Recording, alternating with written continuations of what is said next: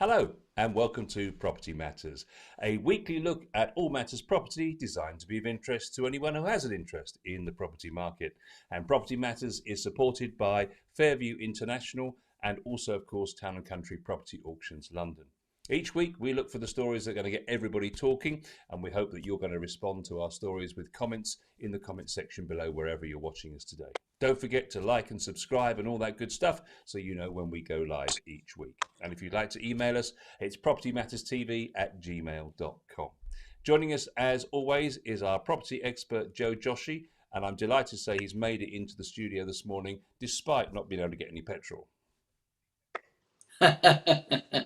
Yeah, it was a bit of a queue actually, Paul. I mean, they've gone a bit mad, haven't they? Panic buying, I suppose, but each person always thinks about their personal needs. So yeah, it's interesting. Good morning, everybody, and of course, welcome. It's always nice to have your company. And over the last few weeks, we've enjoyed some good banter with our regulars, and it's always good to get feedback. And the more you tell us about the type of things that you want to hear, the more we'll try and cover. But yeah, petrol is the current agenda. Let's get the fuel going. Well, an interesting piece here this week, and really a sort of philosophical discussion to get us going today about the property market. And are we in the midst of a societal shift when it comes to home ownership? And this is a piece by Catherine Williams, who's a lawyer at Shoesmiths, and she's been looking at the property market and where it might go, because we're only just a few days away now, of course, from the end of the stamp duty holiday. It finishes on the 30th of September, as we well know.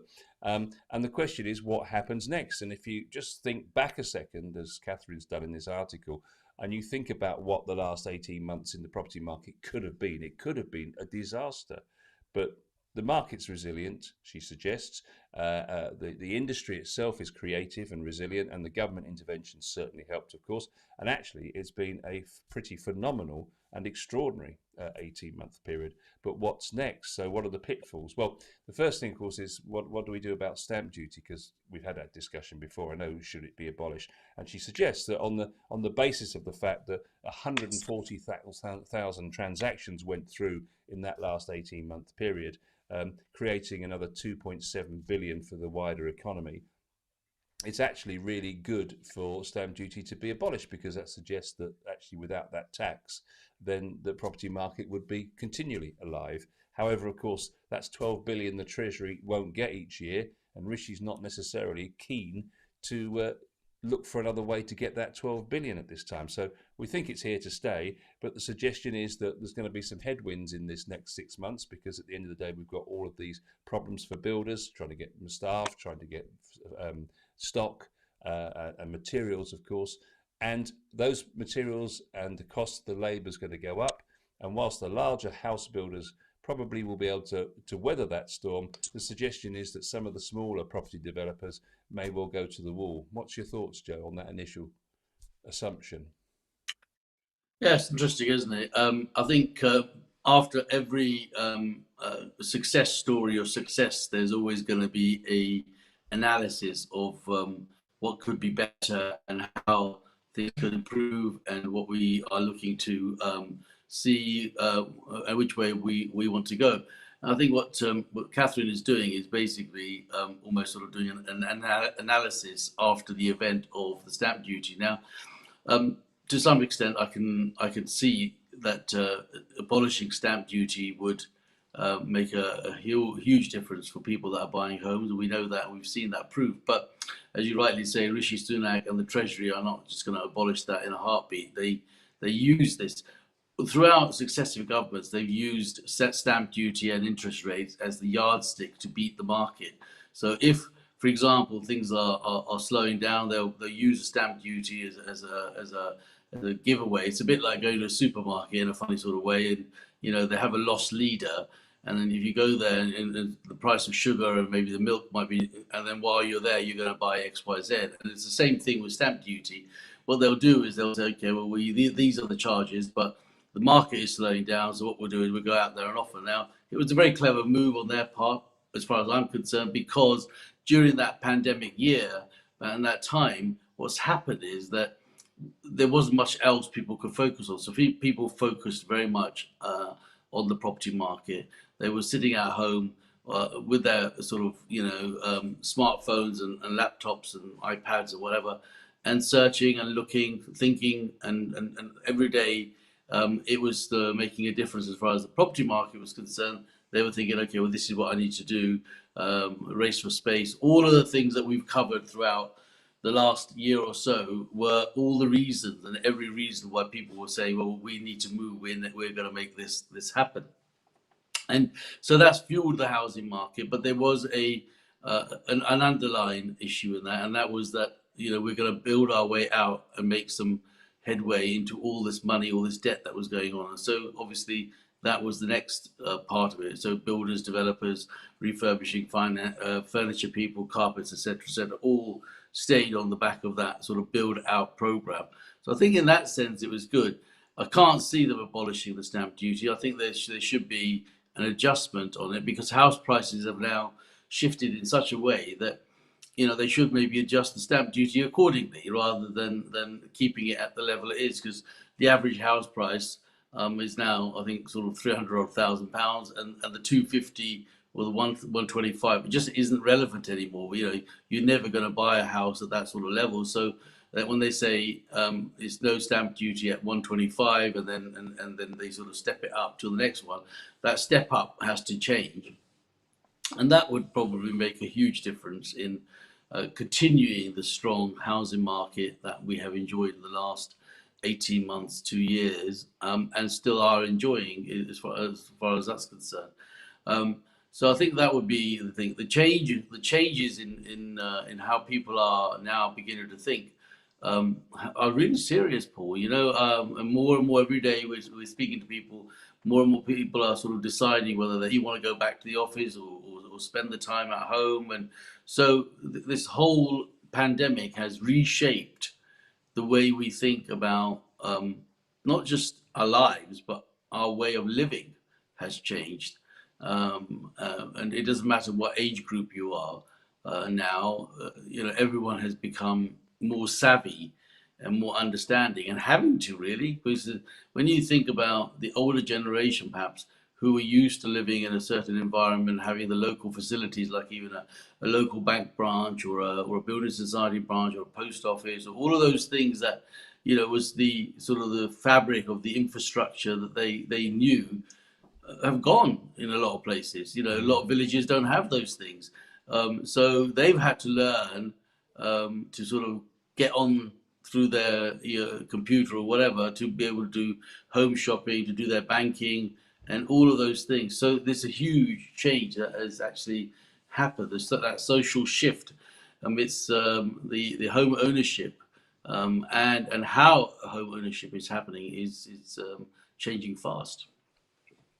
But you can see very quickly how things could change. For example, if we had another COVID outbreak and we had to have another lockdown, for example, and the building industry shut down all of a sudden again, there could be difficulties.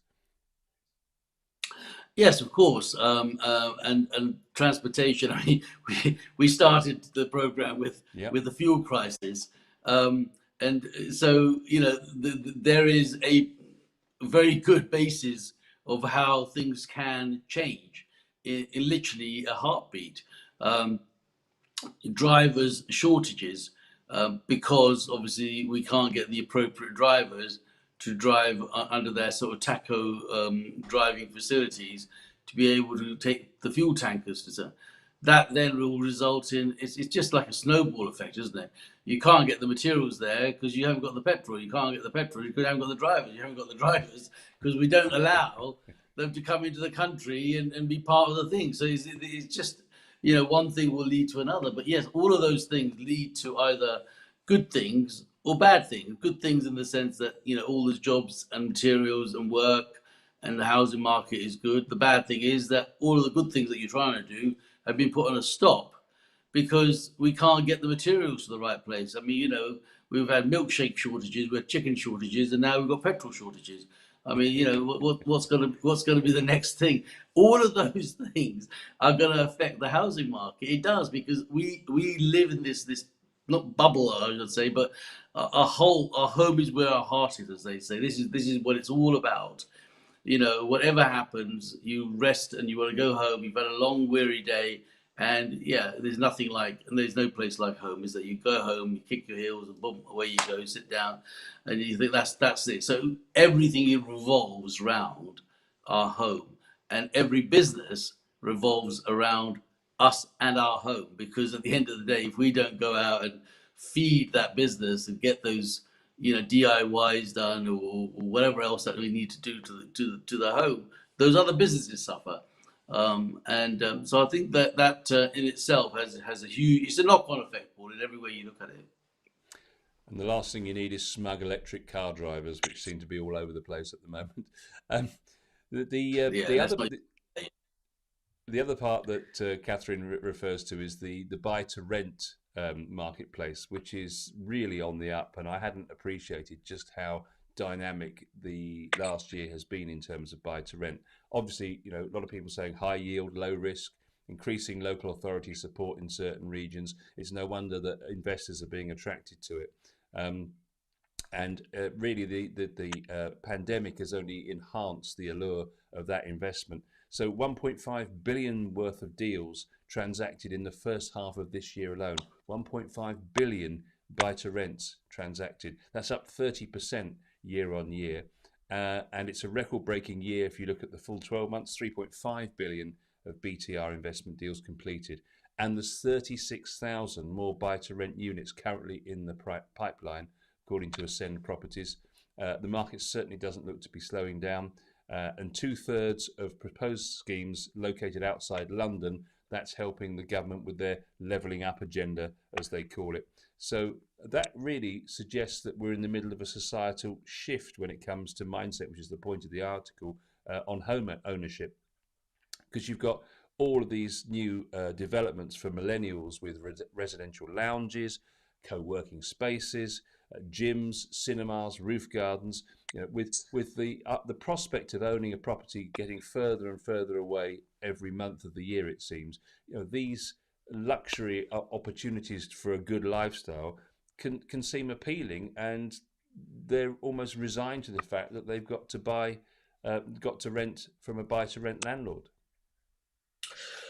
So I just want to share with you the time of when people used to say that I'm going to buy a nice car, and I'm going to go and have to sort of take a HP, hire purchase agreement, or a loan, or go to the bank and get a car loan in order to go and buy the car, and then realize that maybe 2-3 years down the road, the idea of the car was no longer, sort of the loan was no good because the value of the car has dropped, and you still have this loan that was perhaps more now than the actual value of the car. And then came along uh, personal car schemes where they basically you can actually put a small payment down and almost rent the car on a long-term basis. And nobody ever thought that that would catch up. But certainly, it's in cultural societies, it was always that it's best to own your car rather than to turn around and say, "Well, I'm theoretically leasing it," and that's pretty much where we're going with this buy to rent scenario, and that's because the world has become smaller. The millennials are not as interested in perhaps a home ownership because their jobs and their movement in life is a lot more fluid than perhaps we were used to. And okay, coming out of Brexit may make a small difference in the short term because that was the whole idea of moving around Europe. But that I don't think it's put anybody off particularly about whether they want to get a job in France or Germany or Belgium, and they'll still pack their bags and go. The buy to rent part of it is the offering that the developers or the people that own those blocks are doing, and that's sort of that one stop lifestyle, gymnasium, sauna, swimming pool, as you say, roof garden, maybe a Mm. bar in there, and all of that sort of stuff is actually going to have another effect. So imagine they have, okay, you're not going to spend all your life in the bar within the building, but all of those people that would normally have taken a taxi or an Uber to go to another place, well, may not be doing that. So that those people then will be affected as time goes on. But the reality is that it's a new way and a new wave of the way we live now. That's coming forward with the next generation, and because we can actually work from home or have co-worker facilities and so forth, which is what is being offered all the time. Part of the co-worker situation is that people want to, they want to feel belonging. They even if you and I, for arguments, they might be working independently, but if we can go and work with each other under the same building and have a chat at a coffee break, or just generally, it makes you feel better when you break away from your desk for a bit and you've got actually some human interaction to talk to, and go. So those are the things that are becoming attractive. The fact that no people don't want to be in the city to a large extent because they now don't need to. All of these buy-to rents are being sort of sprung up all over the country, in areas that you probably least expect in the first place. And also value for money, because the further you go out, the more space you could get, the more current it is, and the cheaper it may be. And so theoretically, people will think. On the other side, on the flip side of that, Paul, it does give, because they're more competitive, it does give people a better chance to save. Whereas in a whole place, to take a whole apartment for argument's sake, and then have the cost of adding a gym membership, adding the office membership, the co-worker office, all of those things, means that that's the money that you're not actually going to be spending if you are in the buy-to-rent sector, and you could actually have that as a saving towards perhaps one day owning your own property. Mm. The last area that Catherine focuses on is the silver saviours of the high street. Now, I wonder what that's all about. Well, the urbanisation of later living. So by 2039, 25% of the population will be over 65. And the strength of the grey pound has always been talked about, but it's suggested that now it's never been stronger. And the suggestion is that we obviously need to get more residential housing as the baby boomers go through to retirement. But there's a suggestion here that actually they could be the saviour of the high street, because if you think about it, there's some logic in this. If you built retirement home blocks where shops used to be, where all the empty shops are now, they would benefit because they want to go out and go to have a meal, or to just have a wander around the shops that are what's left there, because that's the kind of style of life that they're used to, you could argue. And they'll be near those facilities, they'll be near the public transport, they'll be near the doctor's surgery, etc., etc., etc. So it just makes sense that actually building the older community into the high street might be a way to do something about what's happening in the high street. What's your thoughts on that? Actually, I'm in total support of that theory, and I've always had that theory to a large extent in my own personal life, Paul. And my view is that if and when I ever decide to retire, which is probably not going to be for a long time yet, so unfortunately for those that thought I was going to go away, I'm not.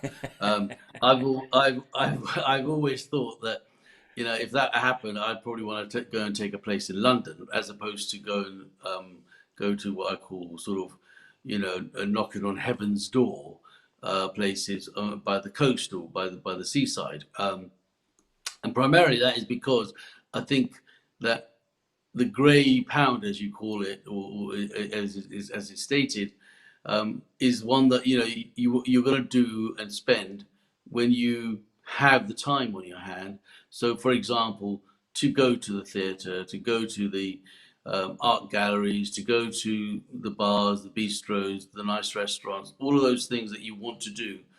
You don't want to do that when you're older and having to start to think about driving and all those other issues that may come, your health issues might be. So I think the reversal is right, and I think this is a good idea for the high street of any town, any big town. And I think they should bring not necessarily old people's homes, but a bit like the buy to rent for the millennials. There should be a facility of the similar sort brought into high streets where they can offer those same facilities, so that they have the gym membership, they have a swimming pool, they have the exercises, and they can literally step outside the door and go to the coffee shop across the road, meet their friend if they wanted to, do the shopping, etc. And I think it's a great analogy of what could be in the future. And I hear Catherine's point on that in terms of how people would live, and also that would actually revitalize the very ailing high streets that we have all over, because people, the younger generation, are doing all of that on the internet. So Yeah. they're doing online shopping. They want to do Uber Eats to drop their food off, and all the other bits that they tend to do. Whereas the grey-haired group want to probably still go and have a touch of feely and see, but they probably got more money, to more disposable income, because at the end of the day, if you look back in terms of just property and property value, if they bought their house, 30 years ago, they've probably got enough equity in those properties, or have cleared them off, or don't have a mortgage anymore, and they actually have the funds, or through their pension, or through their savings, or whatever that means might be, to allow to go into the high street and rejuvenate the high street. They're also probably more likely to take time in a shop, and make that shop look busier and make that shop more fruitful than the younger ones, because they just want to go in there, look at what they want to do, and walk out as quickly as possible. So yeah, I think I think it's an excellent opportunity, and I think every high street should consider adopting such a program, so that they can see, not older generation, but the grey pound, you know, in the town, so that they can have the facilities and so forth. But a lot of the towns have done away with the services pool. They've actually taken away the actual town, and because some idiot has thought that, let's take the buses and the cars and the trains and put electric cars everywhere, and they just can't get anywhere. They take them around the town, and therefore killed the actual town centre. So they stopped them. They put plazas, and put shopping areas where you can go and walk around, and covered them up. And so maybe there's a revitalization of some sort coming through this, because you have to put a bit of a reverse gear on how we're thinking about the high street. And the high street is a bit like the heart and the home. It is the heart of every town. It's the heartbeat. Everywhere you go in the country, the first focal point is always, where's the high street? And that's where you start to pick up. I mean, we don't look at that now. We now probably go to Google and say, where's the world? We just park the car on the side and go, Google, where's such and such, and that'll take you to there, and put it in the map, and you drive there. But originally, the high street was born on the basis that people would go to the high street. It was not just a shopping expedition. It was a whole family expedition. Day out. It was, it was a day out. You'd go on a Saturday, and the town would be buzzing, and you'd actually, it's a bit like going to church on Sunday, Paul. You'd smarten up, and you'd probably, iron your shirt and make sure you want to go and see the good Lord, and make sure he looks at you and says, oh, well, he's made an effort. And it's the same. It's the same for the high street. People used to go to the high street on a Saturday, and say, this is my day out, take my family and so forth. And now it's not like that. So there is definitely a requirement, or a change of policy, or a reverse gear, whatever you want to call it, of trying to revitalize the high street. And the grey pound is probably the perfect way to do it. So those are the three areas to keep an eye on over the next 12 months. You heard it here first. Stamp duty, and then buy to rent, of course, which is a really dynamic marketplace right now, and then urban living for the over 65s. The three areas identified in that little article where there's a bit of a mind shift, it's being suggested, going on. So let's move on. Asking prices. The average asking price of a newly marketed property, Joe, has risen by 0.3% to £338 462, according to the Post and Rightmove. Additionally, 14% more new listings for the first week of the month compared to the first 2 weeks in August. So 14% more homes on the market a month later, which is, as you suggested, whereby people are coming back from holiday or focusing now, having had their holiday, on what they're going to do, getting moved before Christmas, of course. It's a strong sellers market at the moment. But the first-time buyers are those who have sold their properties are definitely winning out here. A lot of agents suggesting that you really need to be SSTC on yours before you can really go on to other properties. But they're also seeing a real problem in that once people have then gone sold subject to contract, that they're actually then not being able to find something themselves, and then pulling out of the deal. So this is an age-old problem, Paul. It's always been about the horse and the cart. What do you put first? Do you put the cart before the horse, or the horse before the cart? And there's always been a disparity of what is the right way to deal with this. And so the sole subject to contract, when's the right time to move, who the people are, whether it's good to be a first-time buyer or someone like that in a great position. If you sold your property, go and rent something. All of those things are just historical issues and problems and there's never been the correct solution. The best thing I know, and I've always advised on that, and I can only share with you of my own personal knowledge with this, is that if you're going to be in a position to buy something, you've got a house, the only way you're going to beat the chain or be part of the chain is to have your property on the market and have a interested party in that, and negotiate a time frame with those people and say to them, look, I'm happy to sell my house to you, but I haven't found a house, and therefore you're going to have to wait. I think there's a good point here to bring in some sort of gesture of deposit or a way to give that security. The old adage of a man's word is just not there anymore. If you say I'm going to sell it to you and then decide that someone's come along and made another £5,000 offer, you're going to change your mind. So I think part of it is about integrity, and part of, if there was a way, the ideal scenario would be that you'd put your house on the market, you'd find a buyer, and you'll tell that buyer that I haven't found a house, but I've made a pact with you. You go and do your survey, and you go and do what you need to do. And if that fails, or there's a problem, or my personal circumstances change, then we should have a deposit there. That means that you've covered your costs. That's the real crux of the whole thing here. It's about the cost. So a man comes along and wants to buy something, he's going to have to spend money on a valuation for a survey. He's probably going to have to spend some money with his solicitor, do the local searches. So all of that money goes out, and then all of a sudden the seller then turns around and says, well, actually, I can't find anything, so I'm not going to sell. So in the meantime, the buyer is sitting there going, oh, great, thanks. I wasted 5 months of my time waiting for you, and now I'm back at the start. And by the way, in that time, the house prices may have shifted. And if you look at the last 18 months, how quickly they were shifting, that person could be not only out of pocket financially, but also out of pocket in the value of the house. So, all of those things make a huge difference. But, in a position to get forward, in a position to do the purchase, you do need to have yours on the market, and you do need to have a buyer on it, and I think the key here is the deposit or the pact. And we did try it in my lifetime. We did try the journey, and some of it was fruitful. But then the governing laws, so sort of through the Financial Conduct Authority, and who held the deposit and what they did with it, and all that kind of stuff, started to create a issue.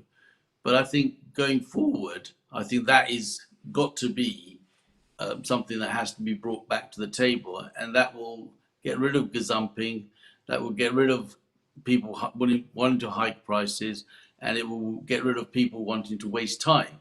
So the person that pulls out, be it the seller or the buyer, the opposite person has to be paid back, and that's their compensation.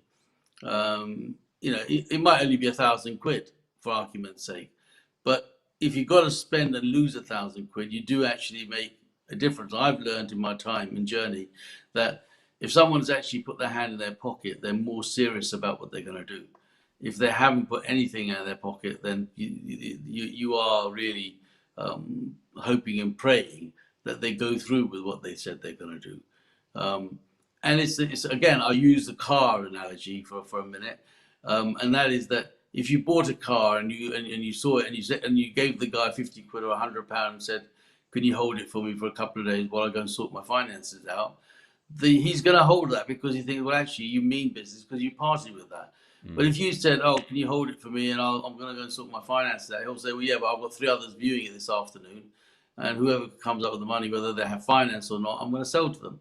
But that token of that gesture of sort of some sort of commitment is the way that has to go. And I think that has to come into the standard housing market for people to start to say, you know what, I do mean business, I do want to do this, and if I pull out, then that money goes to the seller, and if the seller pulls out, then it money goes to the buyer because he's got to go and spend it again somewhere else.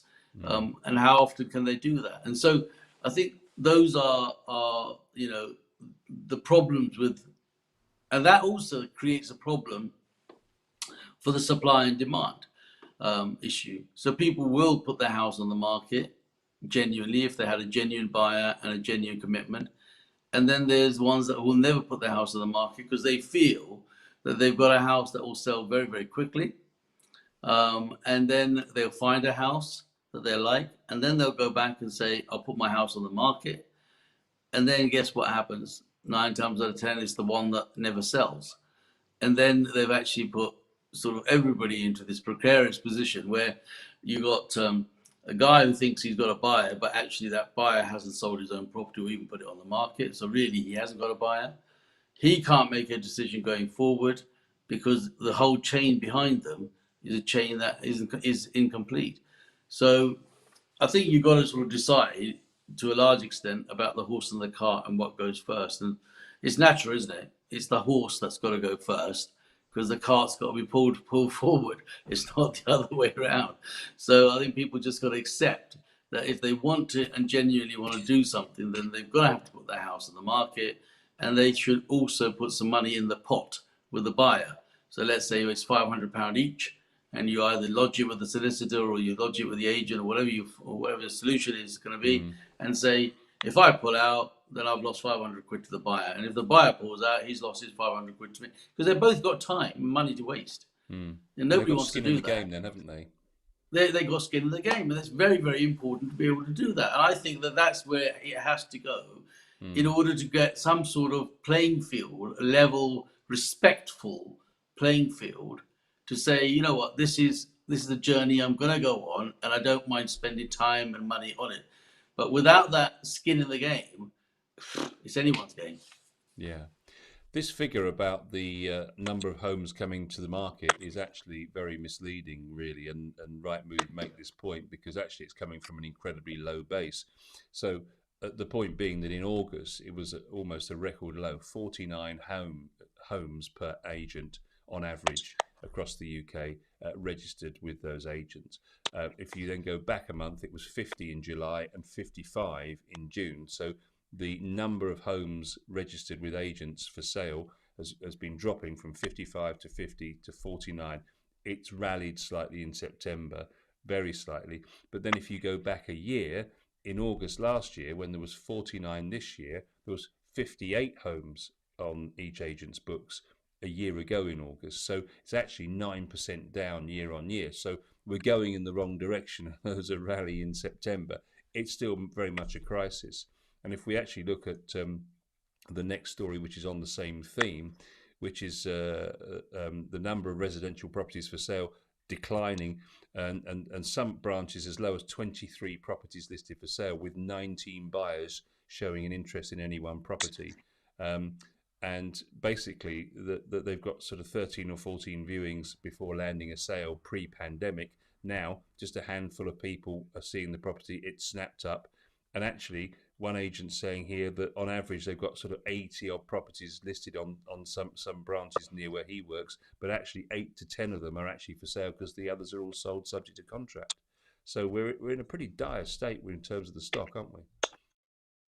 We are, and part of that is being proactive and reactive, Paul. At the end of the day, and so when you get a market like we've had, we agents, people in the market become complacent because they think the end is never going to come and it's all going to continue, and then all of a sudden, um, Rishi Sunak puts a clock on things like stamp duty, and by the end of this month, the stamp duty will be done and dusted, and then everybody will start to think, well, hang on a minute, now what do I do?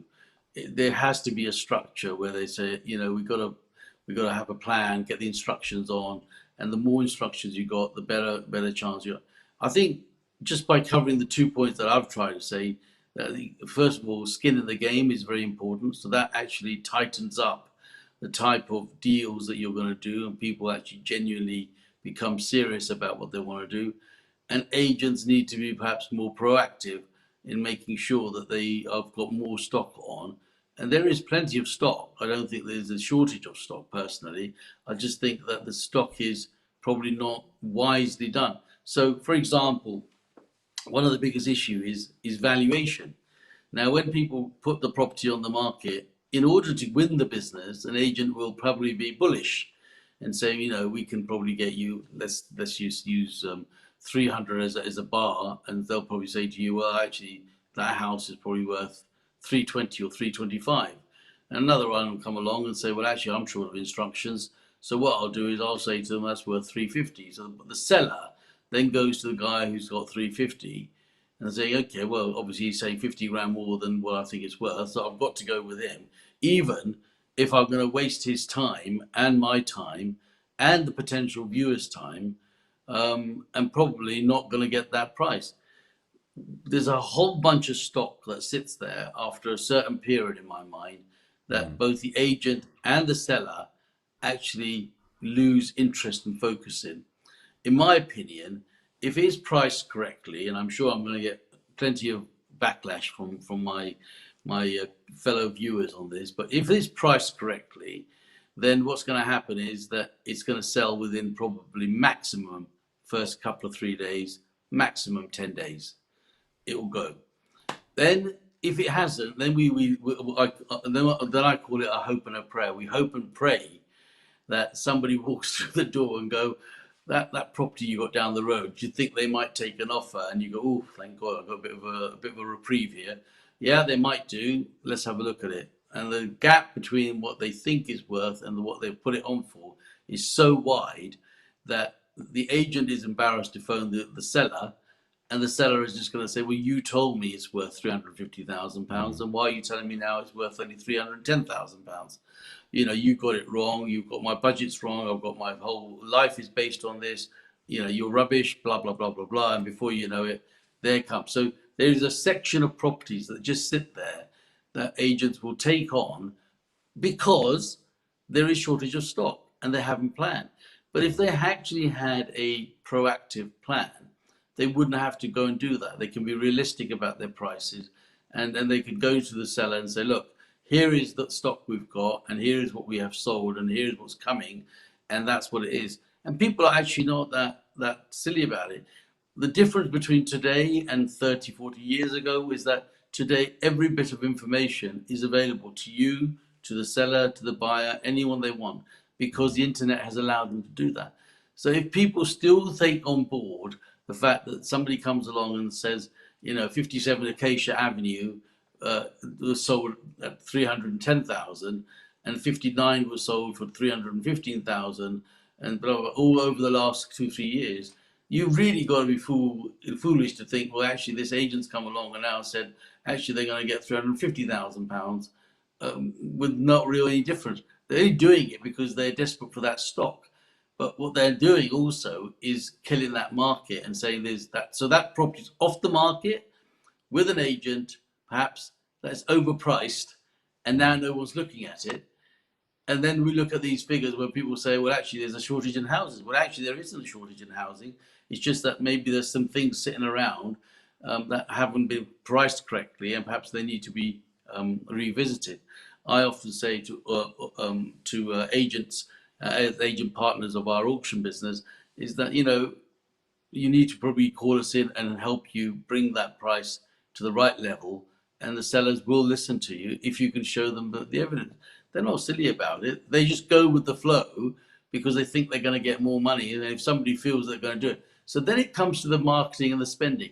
It's your money to spend. The agent's going to spend to advertise it, send the guy out, photograph it, do all the things that they're supposed to do to get nothing. What sense is that?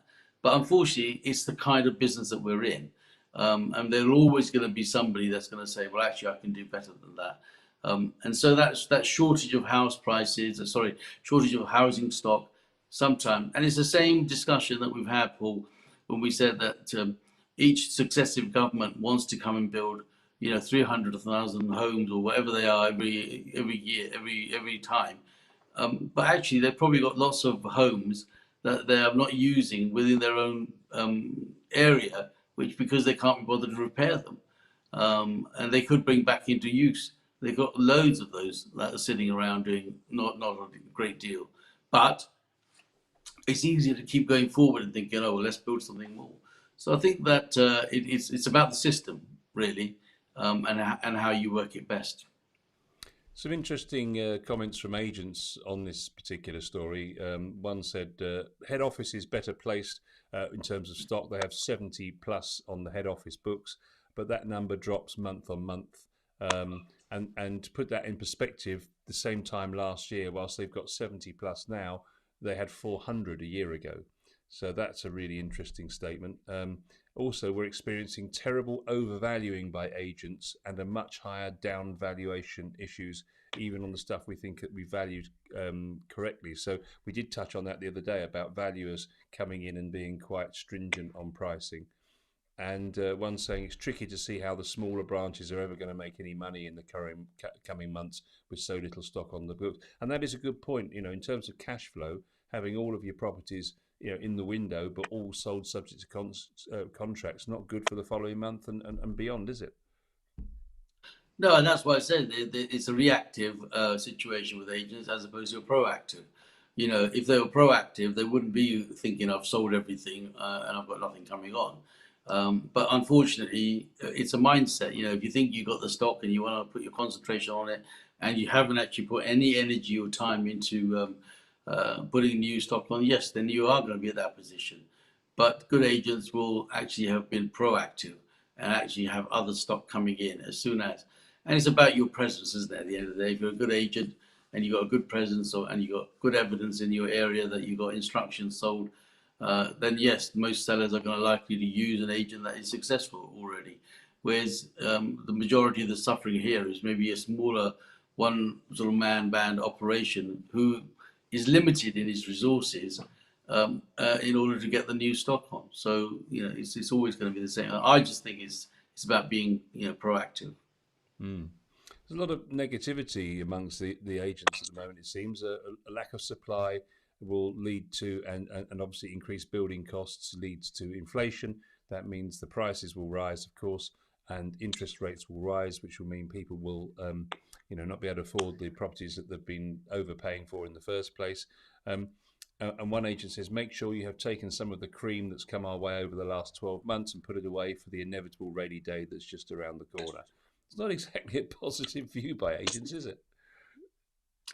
No, I suppose it's a cynical view considering, but that's primarily because that's where they are in their mindset. So if you take that away from the value and the actual structure, what they're saying really is that we've had a great time over this period, so we Yeah. need to have some cream in here. But going forward, we haven't got the stock going forward, and so we're going to have the issue. So they're actually putting their own personal circumstances out onto the customer, out into the marketplace, which I actually don't agree with. I think that the marketplace is okay, and I think that most people there is enough stock, and if you value it correctly, you're going to have the sales, and then you wouldn't have to think about the rain. But everybody should have uh, a plan for the rainy day. I agree with that. But I'm not sure that that is the case with the current housing market as such. I mean, the stock is there, Paul, and I think The values are okay. Look at what has happened in the prices.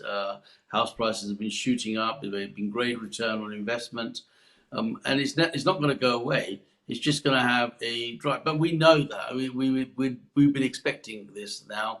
When you think about the stamp duty situation, we've known that storm, that rise has been huge. And yes, come August, traditionally every year without fail, there is a drop, there's a lull, primarily because the focus is the children. If you're a family man, your kids, your holidays, what you're going to do with them, the last thing you want to do is walk around with 3 kids in your hand, going around to someone's house. And if you've done that, and I've seen that viewing, the kids are the people you've got to be actually more interested in because they're in and around someone else's house and going, oh, what's that? What's this? Oh, can I touch that? Can I do this? And you constantly spending your time saying, can you just ask your kids not to do that? And so it's a horrible time to try and view or make that happen. And so come September, when they finally, the little ones have gone back to school, parents will think, right, I can stop off at my Costa favorite or Starbucks and grab a coffee and chat with the other mums and then maybe talk about property. So I think that is the way it works. It's just a standard time of each year set by the cycle of the things that we do in our lives. So kids are off in end of July, August. Market has traditionally always slowed down. Come September, October, November, it's going to be picking up, and then we're going to have the same scenario December, January. That was traditional. That is slightly changing now, Paul, because people just go when they want to go. Staycation took some of that away. Pandemic has made people think, well, actually, I don't want to go when everybody else is going because maybe all of a sudden someone has a breakout for the pandemic and I'm going to get suffered. I'm going to stick somewhere for 14 days and then not be able to get to my job. So there's a whole new world that's opened up during pandemic that is probably going to take us away from what we've been used to for the last God knows how many years, that pattern that has existed. So, when people say to me, when's the best time to sell? As far as I'm concerned, any time's a good time to sell. But if you're looking to target it in the times when you think it fits you, then you've got to have those windows, and those windows are. So actually, if I break it down, we have to do 1 year's work in 6 months. Mm. Because the other 6 months you can spend on bank holidays, weekends, because there's loads of bank holidays now, Paul, right? Every other time is a bank holiday. So people go bank holidays, you got your weekends, and then you got the kids' holidays, and all of those holidays. So if you actually total them up, you probably got 6 months of bugger all to do. So you got to do a year's work in half the time. I Did you think know, that's Joe, the that way. we have the fewest bank holidays of any country in Europe? That's a fact. That's an amazing thing to hear because it just feels for me personally the kids never seem to go to school, right? Because every time you turn over, they're having a half term, and every time you think you're getting it right, there's a bank holiday. So thank God there's lesser ones. But I'm sure now you said it, someone's going to say, well, actually, maybe we should add a couple of more bank holidays in Well, there is a campaign for more, but I don't know what you're there. saying anyway, because you always work on a bank holiday anyway. I'll work every day. So, whilst we try to be apolitical on this show, it's difficult at the moment because we have a very high profile minister who is the head of the Ministry for Housing, Communities or Local Government. Or is he? Because actually, he's not. He's now the head of the Department for Levelling Up, Housing and Communities. It's all in the name, Joe.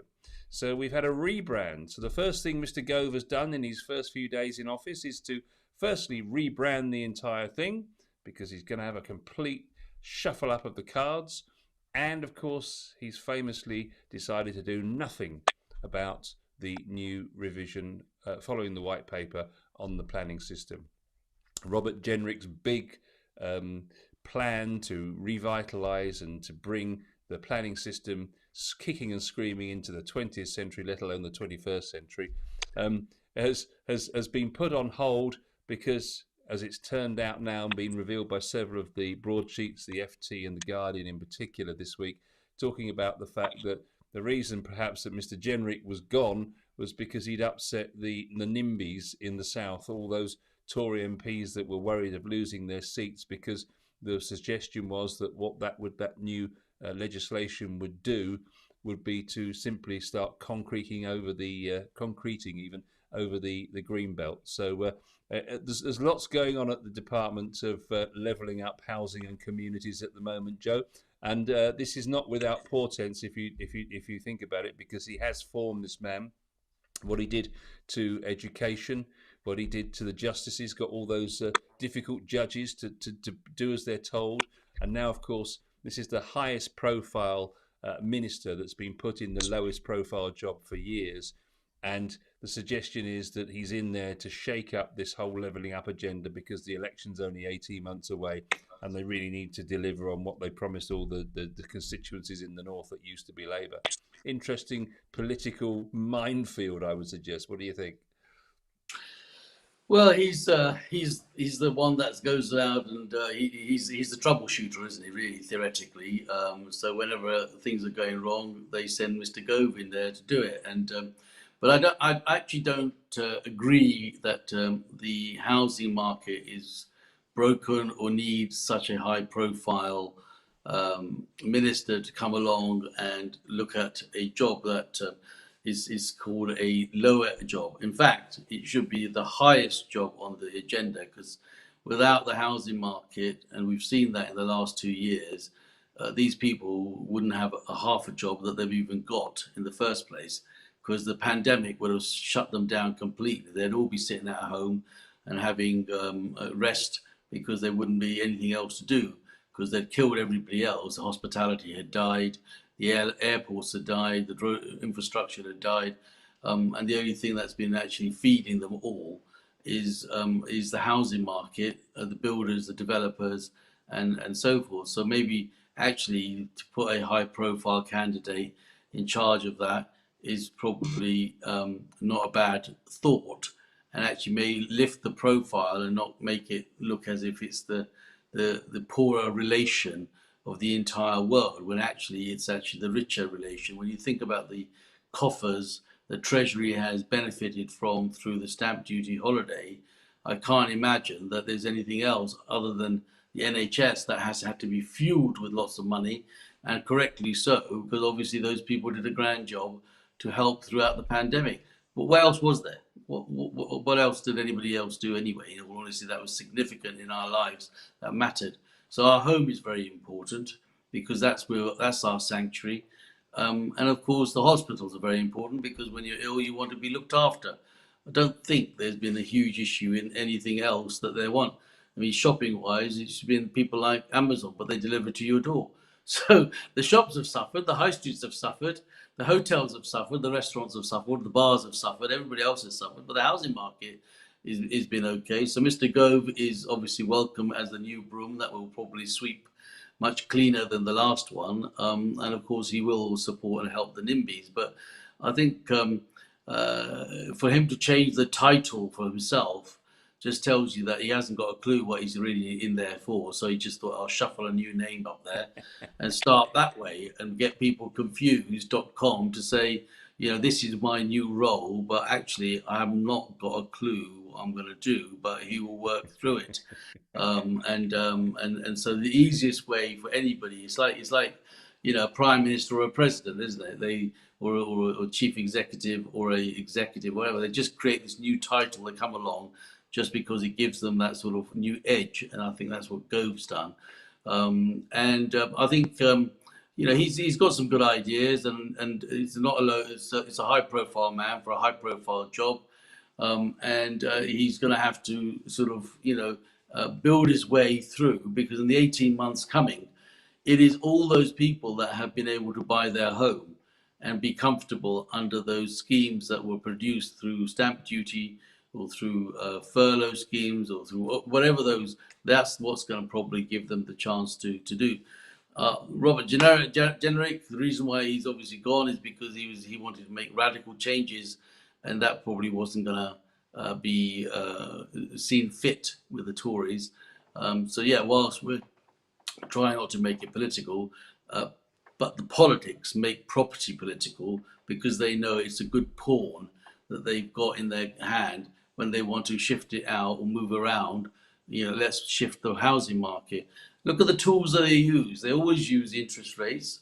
Historically, they use stamp duty historically and have done so recently. And they will use other means to slow the market down when they want to, and they will use means to make it go faster because that's the hub that creates. When we started Property Matters, Paul, it was created on the basis, in my mind, it was created on the basis that we are the hub. If you use the bicycle as the wheel, as the thing, we are the bit, and then everything else is the spoke that holds the wheel together. And all these other people are the spoke that come off the middle of the housing market. If you didn't have the housing market, and you didn't have people that was buying and selling, those buyers and sellers won't be going out buying, carpets and curtains and having it refurbished. All those other businesses, building, buying a new car, you can go endless subjects on this, comes out of that housing market basis. So maybe it's long overdue that they actually got a high profile minister to come in to a high profile job that they've actually undervalued and maybe realized all of a sudden that, you know what, this is important and we do need to sort this out and we do need to get a high profile.